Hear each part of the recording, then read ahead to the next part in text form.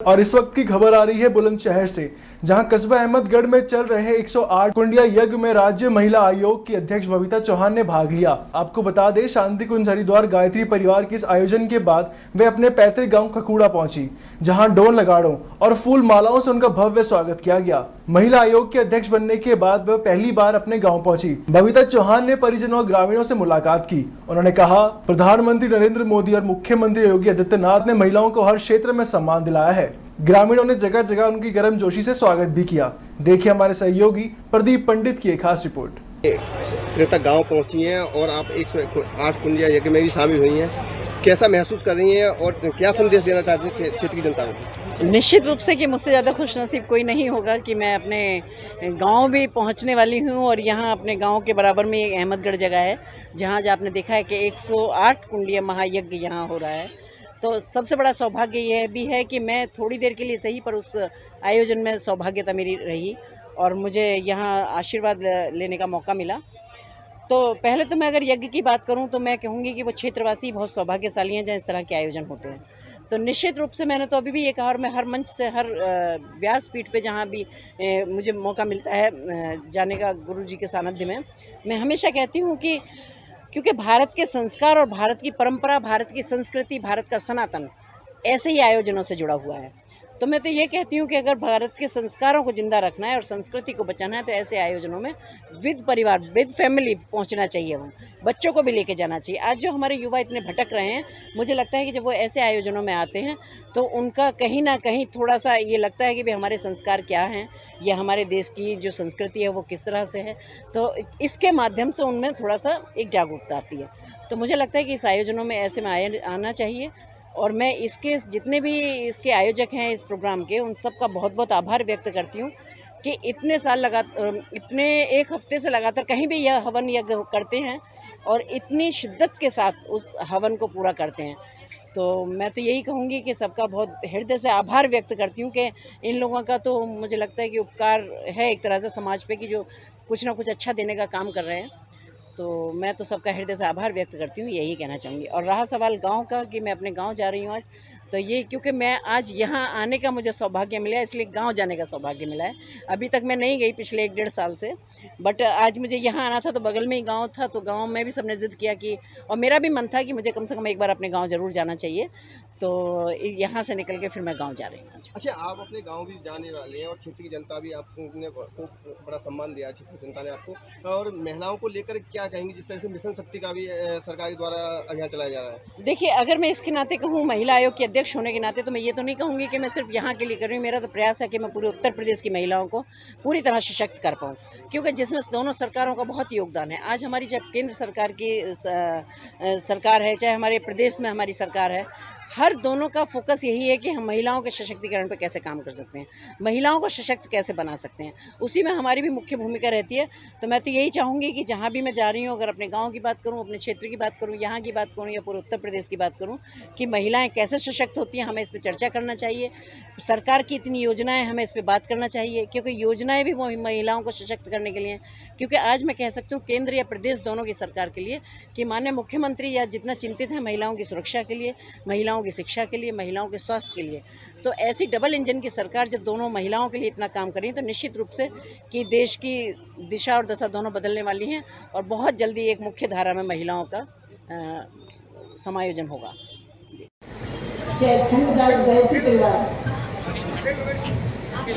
अखिल विश्व गायत्री परिवार के प्रत्येक सदस्य को, जो उसके संरक्षक हैं, जो सदस्य हैं, जो उससे जुड़े हुए हैं, मैं सभी के बहुत अच्छे भविष्य की कामना करती हूँ, सभी का विशेष रूप से आभार व्यक्त करती हूँ, क्योंकि यहाँ ये बहुत अच्छा आयोजन हो रहा है।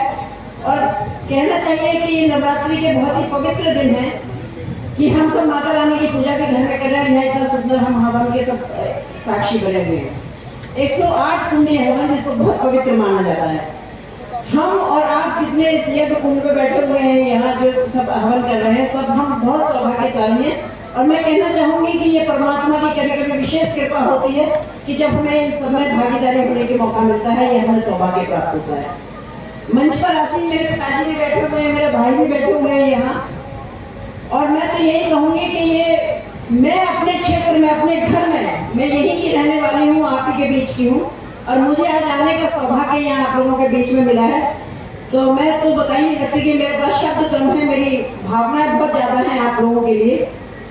ये मेरे वजह से थोड़ा सा लेट हुआ प्रोग्राम, इसके लिए मैं क्षमा प्रार्थी हूँ, क्योंकि मैं रास्ते में आ रही थी तो आप जैसे बहन भाइयों का सबका मुझे प्यार इतना मिलता चला गया रास्ते में कि दो मेरे पास शब्द कम है, मेरी भावनाएं बहुत ज़्यादा हैं आप लोगों के लिए। ये मेरे वजह से थोड़ा सा लेट हुआ प्रोग्राम, इसके लिए मैं क्षमा प्रार्थी हूँ, क्योंकि मैं रास्ते में आ रही थी तो आप जैसे बहन भाइयों का सबका मुझे प्यार इतना मिलता चला गया रास्ते में कि दो मिनट सब रोक देकर मना करने के बाद भी मुझे पता थी कि आप लोग यहाँ सब बैठे हुए हैं। तो मैं ये कहूँगी, क्योंकि जब ऐसे आयोजन होते हैं तो निश्चित रूप से कहीं ना कहीं अपने देश की संस्कृति के लिए और अपने संस्कारों को बचाने का काम करते हैं। मैं हर मंच से अपनी प्रभु की कृपा से मुझे हर एक बड़े मंच में जाने का मौका मिलता है, जहाँ बहुत बड़ी कथाएं होती हैं, बहुत बड़े महामंडलेश्वर होते हैं। मैं यही कहती हूँ कि अगर इस कलयुग में अपने संस्कारों को बचाना है, अपनी संस्कृति को बचाना है और अपने परिवारों को जिंदा रखना है, तो मुझे लगता है ऐसे आयोजनों में भागीदारी जरूर करते रहना चाहिए। मैं कहती हूँ कि हम बड़े सब भागीदारी करते हैं उसमें, लेकिन जब हम परिवार के साथ आते हैं, अपने बच्चों के साथ आते हैं, तो हम उन्हें भी कुछ ना कुछ जरूर संस्कार दे पाते हैं। आप कहीं लेके जाए न जाए, पर ऐसी जगह बच्चों को जरूर लेके आए जिनसे उनको पता चले, क्योंकि आजकल बच्चे मोबाइल और टीवी पे इतने व्यस्त हो जाते हैं कि वो उनको, हम पहले बड़े परिवार होते थे, सब इकट्ठे रहा करते थे, घर में दादी नानी दादा बाबा चाचा सब इकट्ठे रहते थे, तो कहानियां सुनाया करते थे। तो कहानियों में ये बातें हो जाया करती थी कि हमारे देवी देवता कौन थे, हमारे संस्कार क्या है, हम किसको पूजते हैं। लेकिन अब वो सब परंपराएं खत्म हो रही है।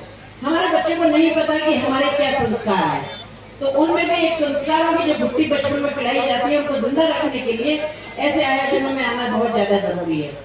और आप सब लोग यहाँ आए हैं, तो मेरा तो अनुरोध यही है, शायद कल और एक दिन है, कि आप अपने परिवार से अपने बच्चों को भी लेके आए और उन्हें भी ये पता चले कि यहाँ कितना बड़ा आयोजन हो रहा है, कितने अच्छे काम किए हुए हैं। क्योंकि ये आयोजन हम हवन के सब साक्षी बने हुए हैं। 108 कुंडी हवन, जिसको बहुत पवित्र माना जाता है। हम और आप जितने इस यज्ञ कुंड में बैठे हुए हैं, यहाँ जो सब हवन कर रहे हैं, सब हम बहुत सौभाग्यशाली हैं। और मैं कहना चाहूंगी कि ये परमात्मा की कभी विशेष कृपा होती है कि जब हमें इन सब में भागीदारी होने का मौका मिलता है, ये हमें सौभाग्य प्राप्त होता है। मंच पर आसीन मेरे पिताजी भी बैठे हुए हैं, मेरे भाई भी बैठे हुए हैं यहाँ, और मैं तो यही कहूंगी कि ये मैं अपने क्षेत्र में, अपने घर में, मैं यही की रहने वाली हूँ, आप ही के बीच की हूँ, और मुझे आज आने का सौभाग्य ये आप लोगों के बीच में मिला है। मैं आज इतने अच्छे, एक इतने पवित्र स्थान पर आज मुझे आने का मौका मिला है और आप सबका आशीर्वाद मुझे प्राप्त करने का मौका मिला है। मैं सबसे पहले व्यासपीठ को नमन करती हूँ, परम आदरणीय गुरुदेव और समस्त विश्व के खंडदास गायत्री परिवार, अखिल विश्व, और जो जितनी भी हमारे देव कन्याएं हैं अपनी यूनिफॉर्म में आए, पीली यूनिफॉर्म में, ठीक है। गायत्री मंत्र का दुपट्टा लेकर उसी से हमारी आरती का कर्म संपन्न होगा और चप्पल अपनी अपनी पहन कर जाएंगे। बहुत ध्यान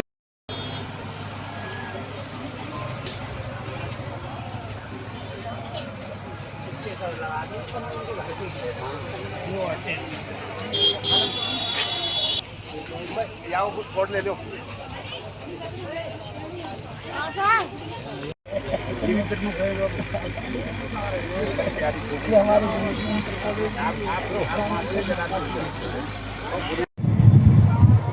बहुत बहुत धन्यवाद बहन जी।